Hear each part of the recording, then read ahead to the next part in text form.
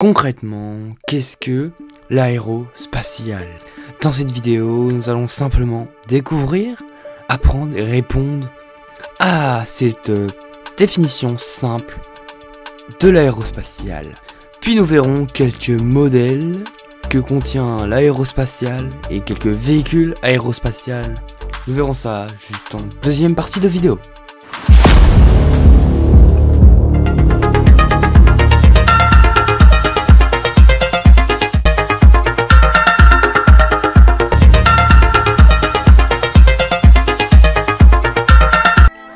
Bonjour et bienvenue dans cette petite vidéo. Aujourd'hui on va définir ce qu'est l'aérospatial. Alors on part directement. L'aérospatial, qu'est-ce que c'est? C'est en fait tout simple puisque c'est le mélange de l'aéronautique mais adapté au spatial. Pour être plus précis, l'aérospatial, c'est une discipline scientifique copiant les techniques de base et reprenant les exemples de l'aéronautique, en adaptant les études de ces disciplines au spatial, permettant ainsi les déplacements dans l'atmosphère, donc les déplacements atmosphériques, et les déplacements hors atmosphérique, dans l'espace, en interplanétaire, etc. Vous s'appelez ça comme vous voulez. On peut ici alors parler d'avions spatiaux qui sont utilisés dans l'aérospatial, ou alors de véhicules spatials, ou d'engins même spatiaux. Alors cette discipline étudie donc comme nous l'avons dit, le déplacement de ces véhicules spatiaux dans l'espace. Mais alors, ok, on a compris, mais dans ce cas, qu'est-ce qu'un véhicule spatial? Eh bien, c'est comme l'aérospatial, en fait, c'est un véhicule mélangeant les méthodes et le design global de l'aéronautique, tout en modifiant et en adaptant énormément, même, au spatial, donc à l'espace, en prenant en compte les paramètres spatials. Alors, ces engins spatiaux sont souvent réutilisables et les véhicules peuvent généralement aussi regagner la Terre par leurs propres moyens de différentes manières. Les véhicules spatiaux sont donc ainsi étudiés et très bien construits pour pouvoir manier dans ces deux espaces que l'on a décrits, à savoir l'atmosphère et le hors atmosphère, donc dans l'espace. Ils sont conçus bien sûr pour monter, pour passer de l'atmosphère à hors atmosphère, et pour redescendre sur Terre, donc de passer de hors atmosphère à atmosphère. Après, bien sûr, il existe plusieurs types d'engins spatiaux. Par exemple, on a les avions spatiaux orbitales et les avions spatiaux suborbitales, mais on ne va pas rentrer dans ces détails là. Tout est d'ailleurs décrit dans leur nom, tout simplement, ce qui signifie avion orbital, avion spatial orbital, ce qui est décrit pour les véhicules spatials qui manient, qui naviguent, etc. en orbite, et suborbital pour ceux qui naviguent autour, enfin hors orbite, c'est-à-dire partout dans l'espace, qui peuvent aller par exemple à un point précis, par exemple sur la Lune, etc. Donc on a ces deux types de vols d'engins spatiaux, et maintenant on a également plusieurs types, mais devrais-je appeler ça plutôt des designs. Par exemple, on a plusieurs catégories. On a les fusées, les lanceurs, on a également les satellites qui font partie des engins spatiaux, bien sûr, donc de l'aérospatial. On a les sondes, les vols habités, enfin bref, on en a beaucoup. La station spatiale aussi, pardon. Mais bien sûr, cela, ça dépend aussi de comment on les décrit. Par exemple, on peut dire les engins spatiaux habités et les engins spatiaux non habités. Ça réunit deux types. Enfin bref, il y a plusieurs classifications possibles. Ici, nous, on va retenir donc les fusées, les lanceurs. Et en dernier, on retiendra les navettes, donc tout ce qui est vol habité, plus du style avion, plus du style aéronautique. Mais pensez bien aussi qu'il existe également les satellites. Et dans les satellites, j'englobe également les stations spatiales qui font un peu aussi partie des satellites. J'englobe également les sondes, etc. Avec tout ça, on a tous les engins spatiaux dispersés donc dans le domaine de l'aérospatial. Donc pour bien que vous compreniez, on va donner des exemples de ces véhicules.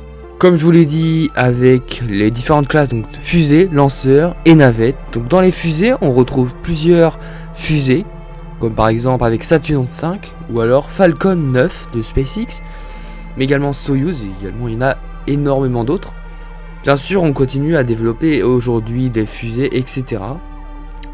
Du côté des lanceurs, ils sont nombreux, avec le célèbre lanceur de Ariane.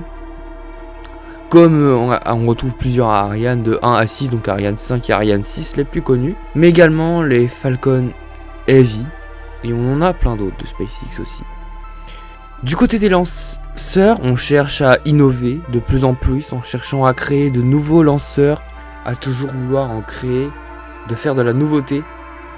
Ensuite, passons du côté des navettes, donc c'est un peu différent ici, on cherche plus le mélange inspiré, plus de l'aéronautique, donc plus un design un peu plus aviation, même aviation militaire pour certains avions spatiaux qu'on verra qui sont mi-avion, mi-fusée, vous verrez tout à l'heure. Ce sont des véhicules plus complets, capables de, par exemple, atterrir parfois à la manière des avions. Donc dans cette classe on retrouve les navettes spatiales américaines, dont Columbia, Endeavour, Discovery, etc. Mais ils ne sont plus en fonctionnement, c'est pour cela que certains pays et certaines associations cherchent à créer de nouveau du genre des navettes de ce style avec ce design, tout en créant des nouvelles missions. Par exemple, on retrouve le X-37B pour les missions de OTV, dont j'ai d'ailleurs fait une vidéo récemment. Vous pouvez aller le voir, elle est très intéressante. Il y a également le X-33 Venture Star. Donc ce sont à peu près des véhicules un peu de prototype et d'expérimentation encore. Ils ne sont pas vraiment dans les grosses missions, c'est vraiment des missions secrètes et d'expérimentation militaire, etc. Enfin surtout, je parle surtout pour le X-37B d'ailleurs. Ce sont des modèles innovants reprenant les modèles des navettes spatiales américaines de la NASA, tout en ajoutant bien sûr des touches d'innovation, des touches de design beaucoup plus futuristes, etc. C'est vraiment ce que je remarque vis-à-vis de ces toutes nouvelles navettes. Enfin, je sais pas si on peut appeler ça même des navettes. Il y a également beaucoup d'autres avions, beaucoup d'autres types d'engins spatiaux de ce côté-là des navettes, si je puis dire. Avec par exemple le X-15 ou le X-20, qui sont plus eux des avions fusées, c'est d'ailleurs très stylé. J'ai fait une vidéo aussi là sur ce sujet, traitant sur les avions de la NASA, donc des avions, et dont on parle d'avions fusées, c'est assez incroyable, regardez là. Il y a également le Dream Chaser, excusez-moi encore pour la prononciation, que je ne connaissais pas avant et que je trouve vraiment très stylé. Nous retrouvons une fois de plus un autre avion spatial avec Aurora SR-91. Je vous mets des images, mais bien sûr n'hésitez pas à regarder par vous-même, c'est très intéressant. Et si vous souhaitez que je détaille dans une vidéo plusieurs types d'avions dont vous avez remarqué qui étaient assez intéressants, engins spatiaux, etc., n'hésitez pas à me le dire, comme ça je pourrais faire une vidéo précise sur ces engins spatiaux. Donc tout cela, ce sont des modèles spécifiques et tous différents. Certains sont des avions de fusée comme j'ai dit, et d'autres ressemblent plus à des navettes améliorées, innovantes, futuristes, etc. C'est vraiment un sujet qui est assez cool et que j'aime beaucoup, ce genre de navettes futuristes qu'on cherche à recréer pour remplacer les navettes américaines qui ne sont aujourd'hui plus en fonctionnement. Ces engins et avions spatiaux nous auront permis énormément, par exemple avec les navettes spatiales qui nous auront permis, là par exemple, la construction de la station spatiale ISS internationale, mais également les fusées et tous les lanceurs qui nous ont permis à la conquête spatiale depuis déjà plusieurs années, sans parler de tous les véhicules et engins spatiaux qui nous ont permis de découvrir la Lune, etc. Qui sait, peut-être qu'un autre engin spatial, un autre avion spatial, nous emmènera un jour sur Mars. Sur ce, c'est bientôt la fin de cette vidéo. J'aimerais vous faire une petite conclusion pour vous vraiment donner une définition très claire et très précise de l'aérospatial. Alors pour conclure, on peut dire que le terme de aérospatial nous fait référence à tout ce qui concerne l'aviation et l'espace mélangé, tout ça lié aux avions, aux fusées, aux satellites et aux missions spatiales. En tout cas, tout ce qu'il faut retenir, c'est vraiment le mélange entre le spatial et l'aviation. En tout cas, ça c'est très clair dans le nom aussi, aéro et spatial juste derrière. C'est vraiment tout dit dans le nom. À savoir aussi qu'il existe une entreprise qui s'appelle Aérospatiale. C'est une société industrielle française spécialisée dans l'aéronautique et le spatial. Et donc l'espace.